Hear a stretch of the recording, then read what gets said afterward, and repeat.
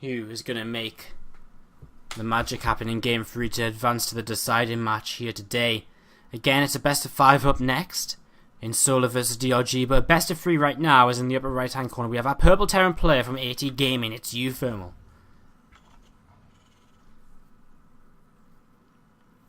He's used that Hellbat Banshee all in a couple of times today, 3 times in total, and he did use it on this map earlier against Solar, so let's see if our red Zerg player will be ready to hold it this time. It is Terra from Prime. Again, he kind of just immediately died to it on Secret Spring, is that what it's called? The map, well, he didn't die to it, but he took a fair amount of damage, and uThermal was able to transition into a stronger macro game. Yeah, Secret Spring, the map where if you try and move across the map, you get laughed at and killed because you run into your opponent's concave because there's only a single attack path unless you go all the way to the far side of the map, in which case your opponent has kind of all day to kind of watch your opponent, you go in there, and by the time you finally make it to your opponent's side of the map, he's probably moved straight through the middle and killed you. It's a bit of a stupid map.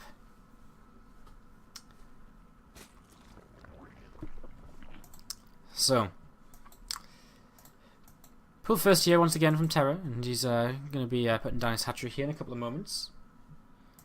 uThermal just with gas up, and looks as though it's just going to be a Reaper opening from him here on this map on Expedition Lost. Again, still getting used to these new maps here.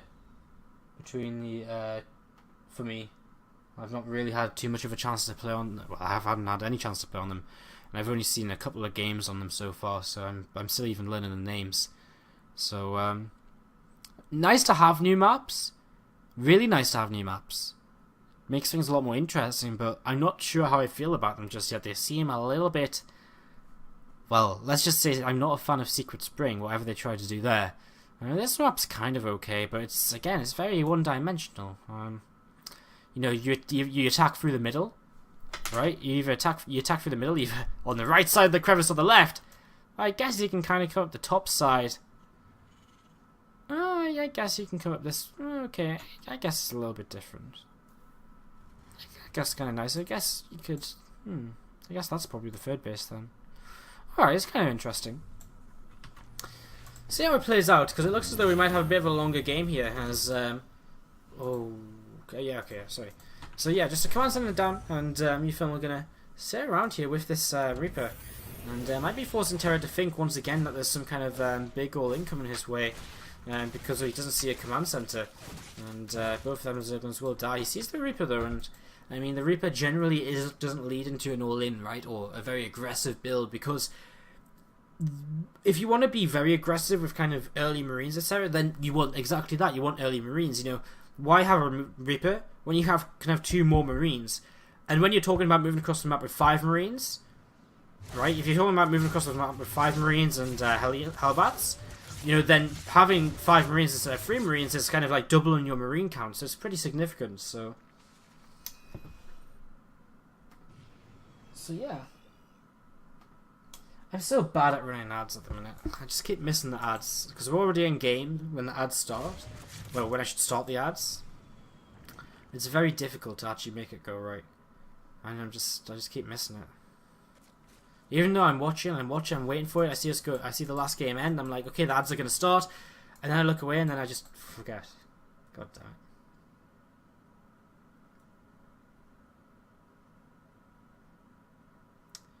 it. Okay, so a few Zerglings here.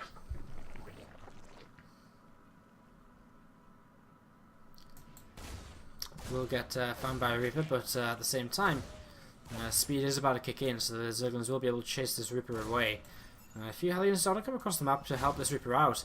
Reaper does actually pick up a kill on that Zergling. Another Reaper positioned at the third base here. Baneling Nest on the way, so again, just a defensive Baneling Nest, as we actually going to see Banshee play. Coming in from uThermal, so just a Banshee play off of a pretty standard command center. Expect to see the third command center come up sometime soon after. Reaper gets kind of sacrificed running up there. He sees the Baneling Nest. A lot of Zerglings being made right now. I wonder if this is just in defense. I think he's just in defense, because he's actually pulled all of his queens to the natural. Whether that was a mistake or whether he just thought he needed everything. I mean, Alaire's about to finish, so There's, in fact, the Baneling nest comes up times quite nicely with the lead to be able to start centrifugal hooks. He's only on 4 gas though, right? No, he's only on 3 gas. He doesn't really have that much gas at all to do anything with. He goes for the Spire. I mean, it's kind of weird because it's kind of like 2-base Spire, only it's not actually that early of a Spire. And uThermal moving across the map here. And you'll still see a lack of a 3rd base. And, well, pushes up here, gets a pot shot on the Queens.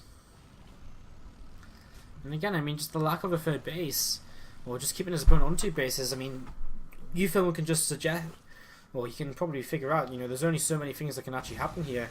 Checks them back rocks, wants to make sure there's no kind of back end, backdoor being utilised here by the Zerg. And again, he just keeps checking. He's like, well, what are you actually doing? Tries to get into the main base. He sees some Lings, he sees some Banes. And moves his Hellions back across the map, probably getting them into, you know, probably thinking, well, you know, I actually kind of need these in defensive position because he looks as though he might be being aggressive. Leaves 1 Hellion just to spot. And he does actually run that into some Queens, and, well, uThermal does just move that back in time. Keeps it alive.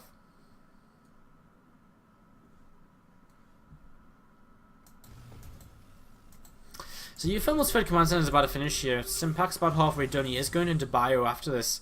And it looks as though he's just going to... I mean, he's going to have plenty of anti-air out by the time Mutalisks come. Already turrets up in each of the mineral lines.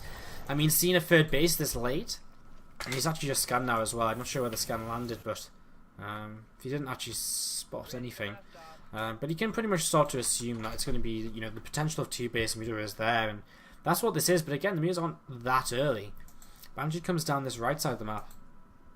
We'll look to connect with this hatchery here. This 3rd hatchery.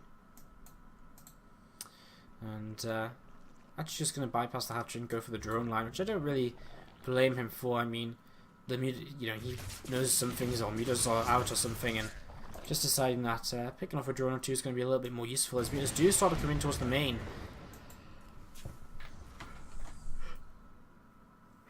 Excuse me.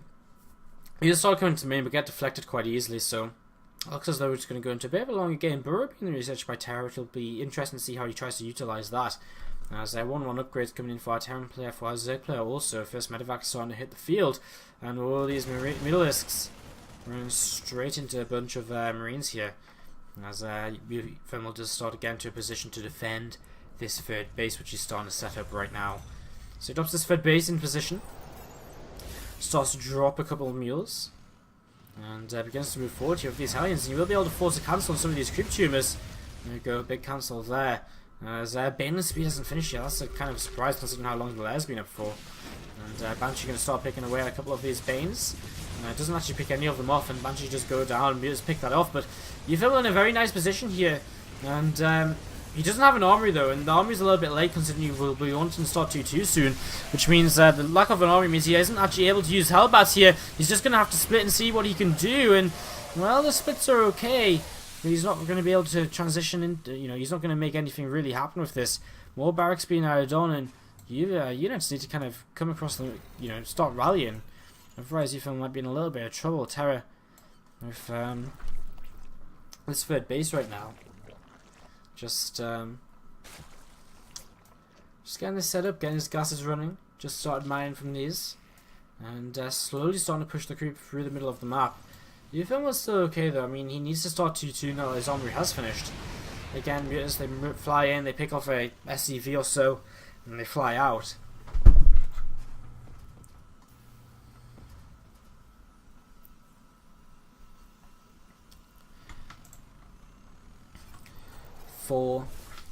Three barracks and an extra factory being added on over here. So uThermal really just getting his production up right now.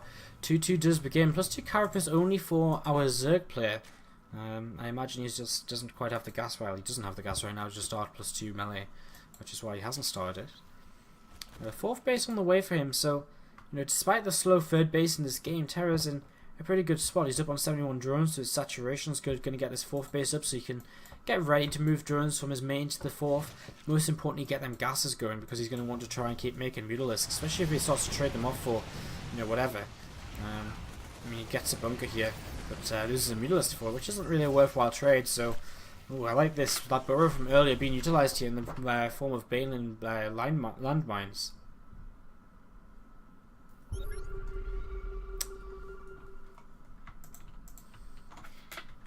This You're just thinking about swinging in towards that natural there, but again, not quite finding an opportunity to. uThermal being pretty much on top of his defense and positioning of his army here so far. As for about halfway done, more Marauders, more Marines in production, some more missile turrets, just betting, making sure he's going to be completely safe against these mutas should he move out. Again, his army pretty well spread right now, as Terror just continues to push his creep through the middle of the map here.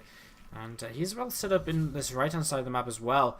A few Marines moving forwards, and whoa, okay. They go over the Baneland landmines, but I don't think he wants to use them on just 6 Marines. And because of course the first time you use them, your opponent suddenly realizes, oh right, well, you're using Baneland landmines, and I need to scan wherever I go anywhere. Nice couple of 4 shots onto the Mutalisks there. As a few Marines stem forward, start to split a little bit, but not really too much they can do. As everything just kind of falling back for Terror, for no real reason either. There's a okay, that's not a drop. It's just a single Marine taking a watchtower up here. So yeah, a couple more Baneland landmines being set up here, there, and everywhere, and some Banelands actually being spotted there. And again, just a few of these burrowed right now, but Terror not going to reveal them. Going to come up this left side and could try and hit this third base. And there's a few Zerglings actually started running to the army. I keep saying third base, it's actually the natural. Again, I'm not quite used to it. It feels as though this should be, for whatever reason, I think that's the main, that's the natural, and that's the third, where I look at it on the minimap. Again, just new to these maps, haven't had a chance to play them. Oh, a huge Baneland landmine from Terror. Big connections there as uThermal starts to come across the map. A lot of Zerglings, and, well, where the Baneland is there, they are behind. And uThermal is going to back off, and now it looks as though wave 2 of this fight will begin, and the Marines need to start splitting here, because the Banelands are going to start coming forwards very, very shortly. And now they're connected on. I'm not too sure what they're connecting on at all here. The Mutas are taking a lot of damage though, and in fact there's a lot of terrain left over. He's going to be able to keep pushing through if the Baneland landmines aren't quite going to be close enough. And scanning forwards, he's going to be able to keep pushing, and not quite enough, well, there's only Zerglings, and pure Zergling Muta isn't going to trade well at all against a Terran player. Another stim comes in here, and more reinforcements coming in as well, pulling back the Marines, allowing the Marauders and Hellbats in the front to tank some Mailings coming from behind. But uThermal's in a great position here in game number 3 as he pushes through this Zerg army. No Banelings means no splash damage, means Mutas are going to die because the Zerglings underneath them have already died. And a scan and a stim forwards here. uThermal will pick off some creep and push towards this third base. And I mean, he's actually just going to keep on moving forwards. Overlord's creep and everything. He actually figures he can go for the kill here. He's realised how much damage he's done after that last fight. Units coming in from all over the place, just streaming across the map. And Baneland is morphing in. He's not going to give Terror any chance at all. He moves up the ramp, and uThermal! Is this an upset? He's beat a Korean player. I don't know. Maybe. I think it was a fairly even series. It's a pretty fun series. Just Terror, I don't understand why he kept on fighting, right? You know, it didn't make any sense for him to keep fighting there, you know, at any point. You know, because all he had to do was say, right, okay, what I'm doing now is I'm falling back.